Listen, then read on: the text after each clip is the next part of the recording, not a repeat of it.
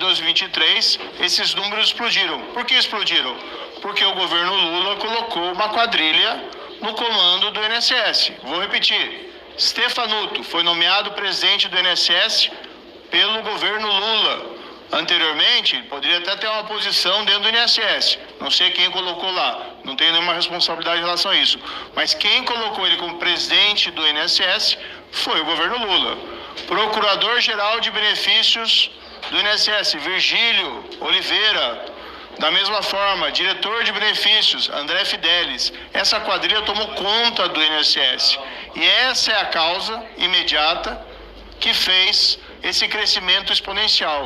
Com o aumento das reclamações, com o aumento do volume dos descontos, houve uma atenção diferenciada. Agora, em 2019, sim, foram 4 entidades imediatamente descredenciadas. Em 2020, outras 5 foram descredenciadas. O volume, inclusive, caiu pela metade em 2019. Já no governo Lula, em 2023, o volume dos benefícios descontados explodiu.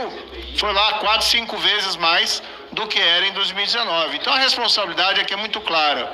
E é um padrão que a gente vê, infelizmente, no governo Lula, no seguinte sentido.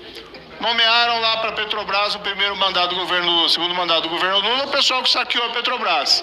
Nomearam agora para o INSS essa quadrilha, e veja que as suspeitas de pagamento de suborno datam da época do governo Lula. O careca do INSS foi aqui confrontado exatamente com essas provas de que houve o enriquecimento ilícito deles. Agora, se for comprovado que alguém no governo anterior recebeu suborno, que pague, que seja preso, que seja condenado. Inclusive, se for requerido aqui quebra de sigilo bancário e fiscal de alguém suspeito de ter recebido suborno no governo anterior, eu vou votar a favor. Não vou fazer com a base do governo que vota contra, tentando proteger o governo. E que votou contra.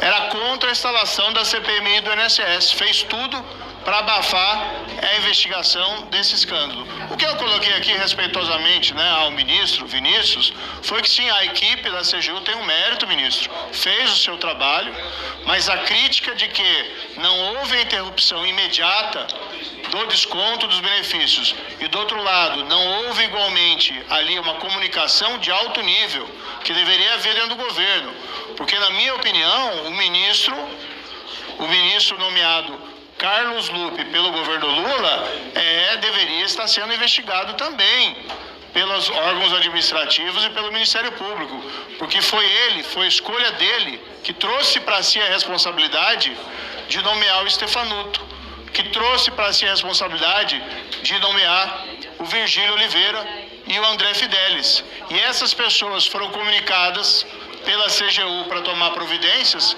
e nada fizeram. Então não adianta aqui levantar uma cortina de fumaça e negar os fatos. A própria CGU admite que a escalada exponencial se deu a partir de 2023. A própria CGU admite que os indicativos de pagamento de suborno são para os altos funcionários nomeados pelo governo Lula. Depois foram afastados? Sim, quando o escândalo atingiu os jornais e era inevitável esse afastamento pelos indícios veementes. Mas a conivência, até então, é do governo Lula. A responsabilidade pela nomeação desses indivíduos é do governo Lula. Não adianta dizer nada. Não adianta colocar aqui o vídeo daquele episódio também, que não tem nada a ver com esse assunto. Nós tivemos ali, durante o meu período de gestão do Ministério da Justiça, ampla autonomia de todos os órgãos relacionados ao Ministério da Justiça. Depois que eu saí, não respondo por mais nada.